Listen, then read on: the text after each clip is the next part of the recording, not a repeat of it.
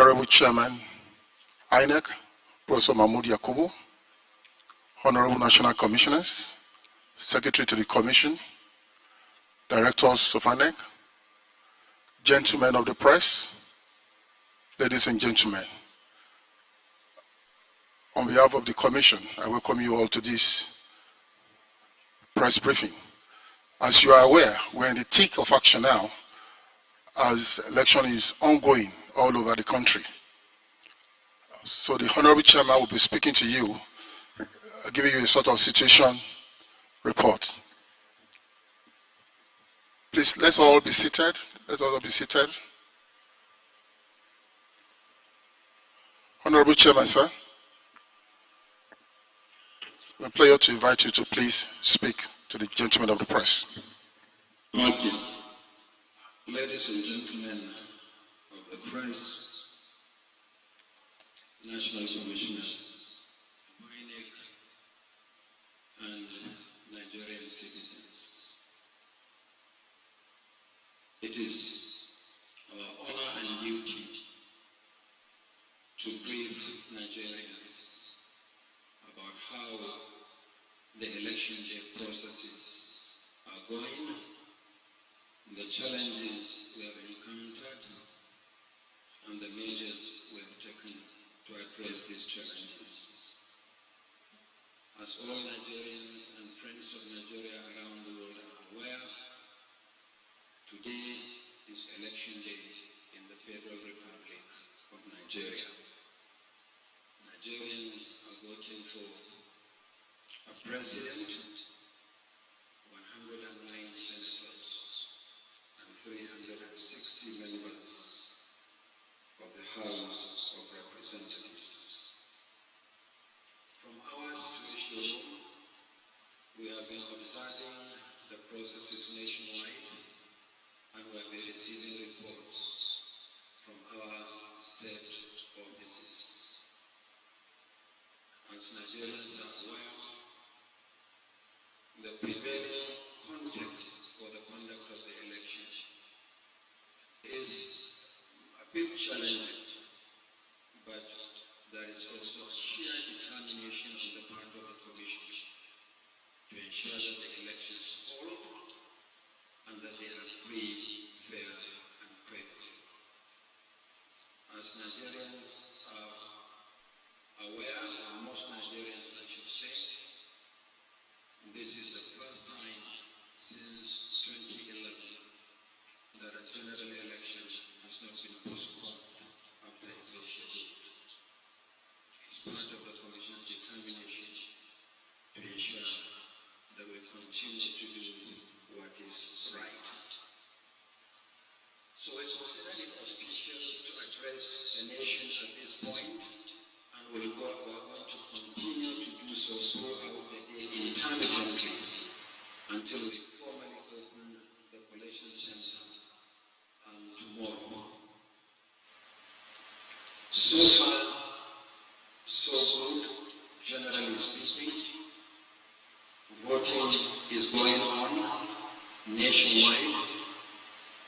The bimodal voter accreditation system, the BVAS, deployed nationwide for the first time, has been functioning optimally in most parts of the country.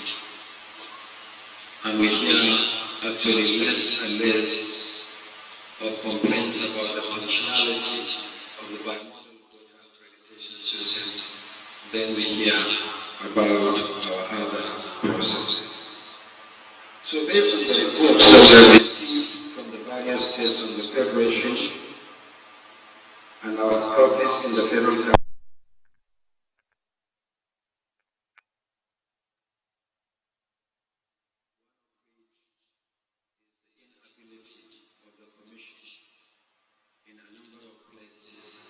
open the polling units at the appointed hour of 8:30 a.m.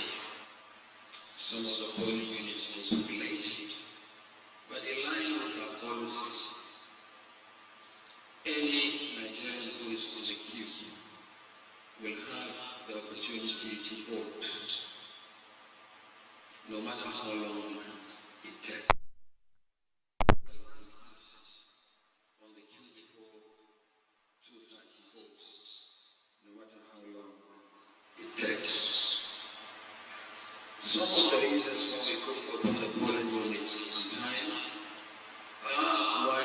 perennial problem of logistics in spite of our best effort. I think in 2023 we have conquered the challenge of getting election materials to various locations. Yes, there may be complaints here and there, but generally speaking, we have delivered the hundreds of millions of ballot papers and cell sheets that we are supposed to deliver.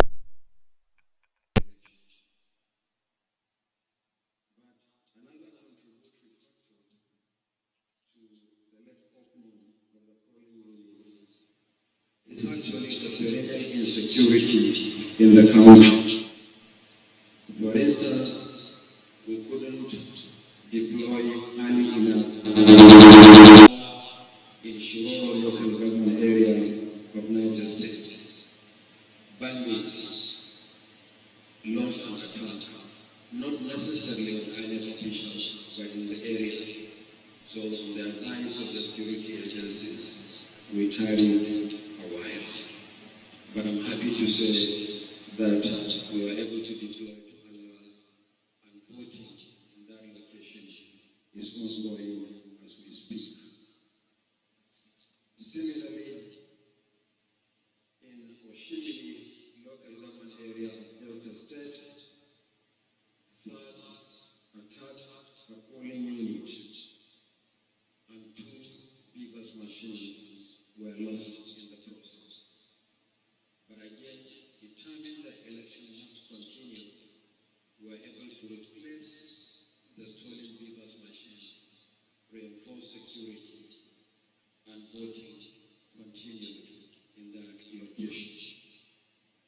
Similarly, in Safana local government area of Katsina State, thugs attacked one of our voting locations and snatched 6 beavers machines. But again, we were able to recover and use the spare beavers machines and reinforce security for voting to continue in that location. Happily, the security agencies have recovered 3 of the beavers machines, but 3 are still held by the thugs. So in these locations, the target of attack was actually the beavers machines. No longer our ballot papers or ballot boxes, it's the beavers machines. But in the 2 instances, we were able to recover and continue with the process. But there are also other complaints we had from some political parties about the shortage of polling agents' tags, their identity tags.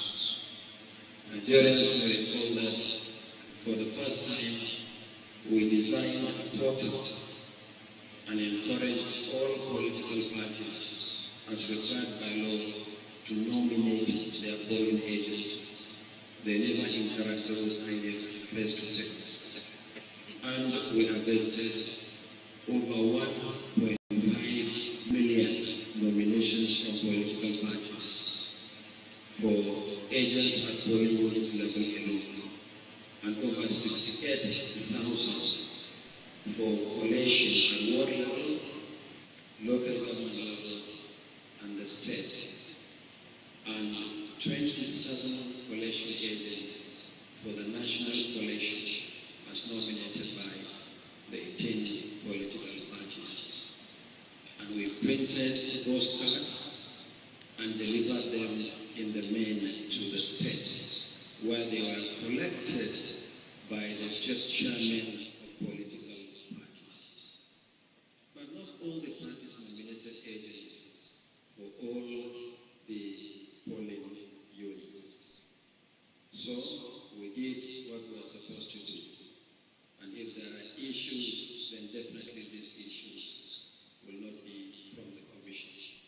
But we also realized, and that is why we created a portal, that parties would like to issue agents their own tags bearing only the logos of the party and the word agent written across.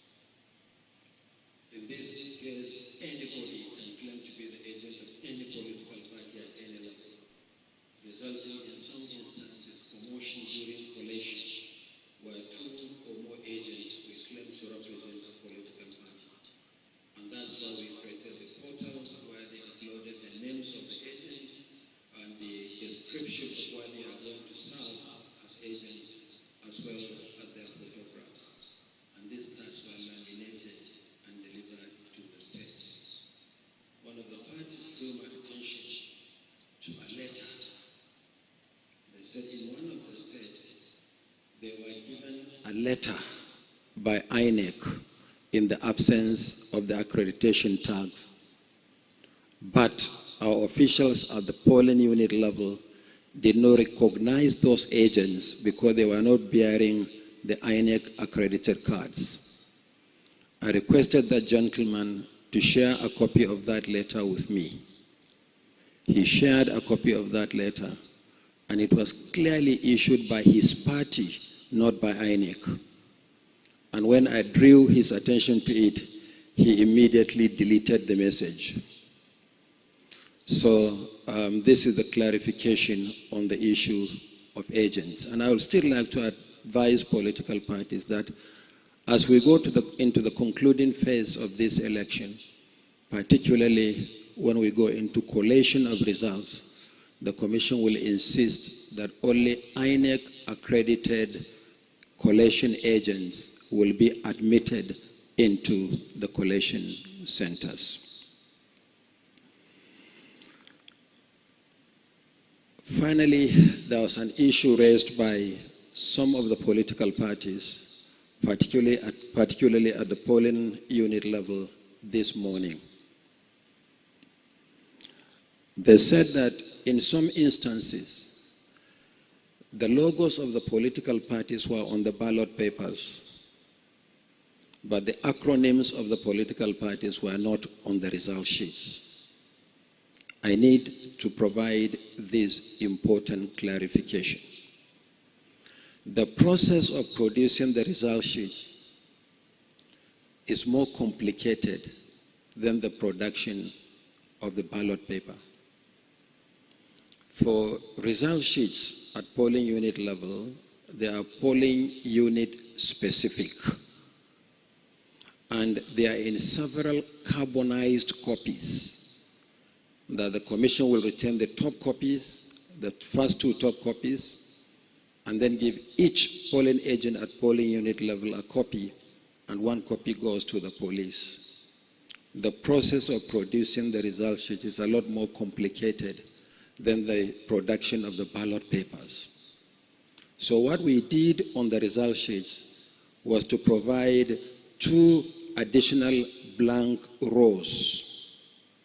And the purpose of these 2 additional blank rows is to accommodate any political party that we may be compelled to accommodate on the ballot paper by 11th hour judicial pronouncement.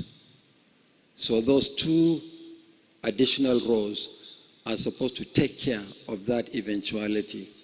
So where you have a party on the ballot, but the logo is not on any of the result sheets, this can actually be added to the result sheets, for which rows have been provided accordingly. And the presiding officers and the collation agents are authorized to accept and certify and stamp the insertion of political parties where this situation arises. There are also unfolding situations in Abia and Imo states. In Abia, deployment is taking place late to the polling units. The Commission is aware, but we are assuring voters in Abia state that no matter how late we deploy to the polling units, if voters are on the queue before 2:30, they will vote no matter how long it takes. So we are aware of the situation in Abia state. We are also aware of the situation in Imo state. Generally speaking, but specifically in respect of 4 local government areas: Okigwe, Uguta, Osu, and Olu local government areas. In the whole of Osu, we had issues in all the 11 wards. In the case of Olu, it's 6 wards out of 11. In the case of Okigwe, it's 5 wards out of 11. And in the case of Oguta, it's more widespread. I had a discussion with the Inspector General of Police this morning, as well as the military, and our officials have been escorted to all the 4 locations. I take it that voting would have commenced in some of these difficult places, but if it doesn't, then I want to assure voters in those locations that election will hold and they will not be disenfranchised. We are going to be making this briefing to Nigerians intermittent throughout the day. So we'll go and review the situation further. I hope in the next, what's the time now, Festus? Almost 1:30. Should we say 4:30? 4:30 will be here to provide Nigerians further updates. But this briefing is also supposed to be interactive. Yes, we may be journalists, but we are above all Nigerians. There are things you might have heard, things that we might have seen, reports that we might have read, that we would wish to draw our attention to. In our situation room, we have several platforms. That is what is called the INEC Citizens Contact Center, ICCC, where Nigerians using different platforms also relate with the Commission, report situations, and we have been responding. But you'll understand that we are in the middle of an election. So if there are 1 or 2 questions or observations or suggestions, I would like to listen to them and respond to the questions before we go back to the situation room. Thank you very much. Please, if you have any question, quickly indicate. By raising up your hand, please.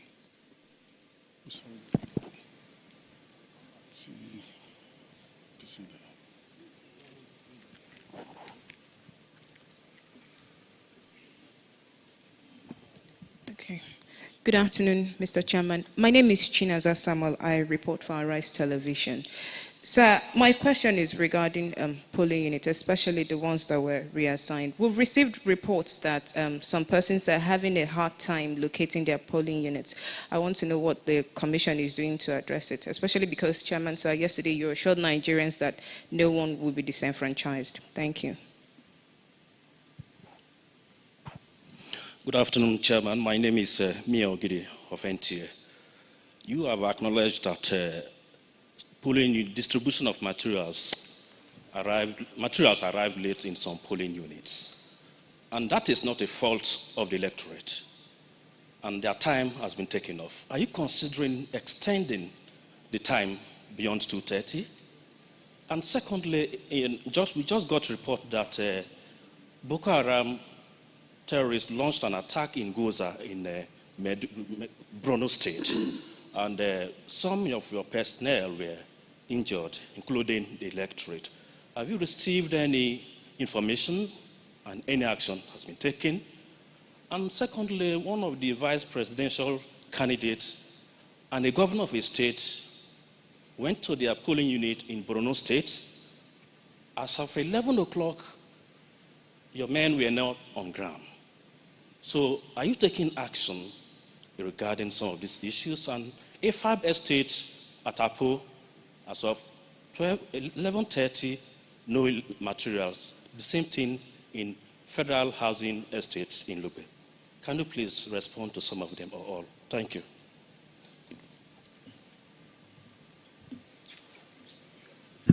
Okay, I crave your indulgence to respond to these issues quickly so that we go back to our situation room. The next briefing will be at 4:30. So let me start with Arise TV, the difficulty locating polling units. That is why before the election, we embarked on a campaign encouraging citizens to identify their polling units. We have 6.7 million citizens in that respect, and quite a number of them have done so. I actually expected that the complaint that we are going to receive from people who could not locate their polling units will be louder than that. We tried to solve a 25-year-old problem in the history of Nigeria by expanding voter access to polling units, which we successfully did in 2021. Before then, the delimitation of polling units was the one done by the old NECON, not INEC, in 1996.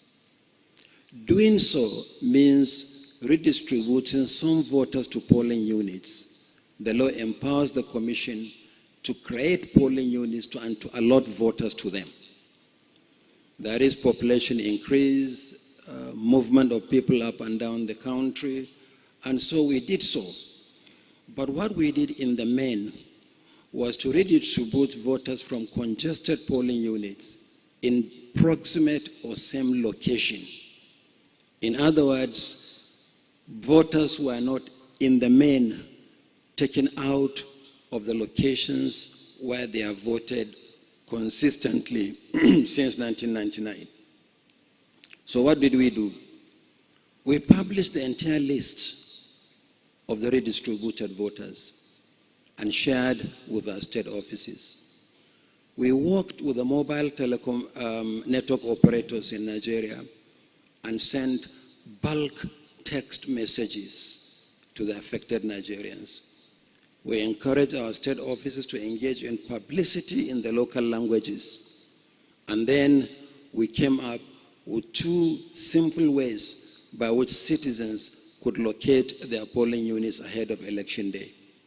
One of which was our website.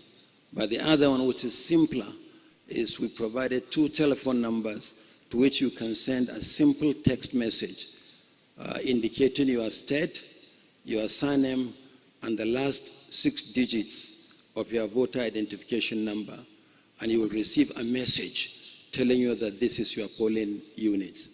We appreciate that not all Nigerians have smartphones or access to the internet, and that's why when we send the list to the states, we ask them to engage with those voters that we may have redistributed to some of the polling units, and also engage in publicity in the local language. So these are some of the steps that we took. In fact, very interestingly, a friend of mine was very angry. We moved the person from one polling unit in Abuja to another polling unit.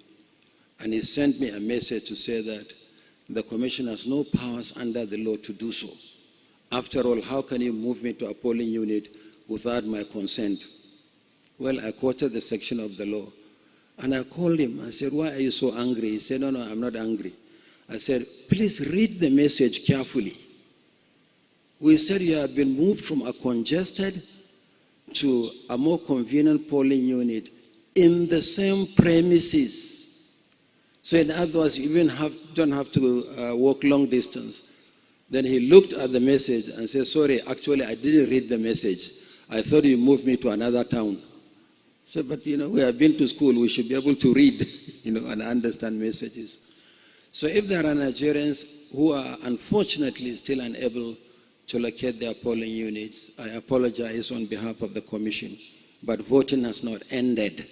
You can still send text message to the numbers that we have provided there on our social media platforms. They are also on the hard copies of the information we shared here early this week on the number of PVCs collected. And you in the media can help us before voting ends for people to know how they can locate their polling units and to vote on election day. Our intention was never to disenfranchise Nigerians, but to make it more convenient for Nigerians to vote easily. Unfortunately, some of the polling units are still congested, because when we contacted some Nigerians, they preferred to be left in the congested polling units, some for security considerations. that we feel more secure while we have been voting, even if the units are congested, than taking us to a less populated polling unit, which may be some distance away from our comfort zones. So these are the steps that we have taken, and this is the rationale for voter redistribution. Mia Ogidi, I have answered your question partially in my opening statement. I said that no Nigerian will be disenfranchised. Yes, we opened the polling units late, and we admitted that in some cases the polling units were opened late. But the system has an automatic mechanism for recovering lost time. We don't start 8:30 and close 2:30 on the dot. If we start later than 8:30, whoever is on the queue before 2:30 will vote no matter how long it takes. So no Nigerian will be disenfranchised on that score, provided that person is at the polling unit before 2:30.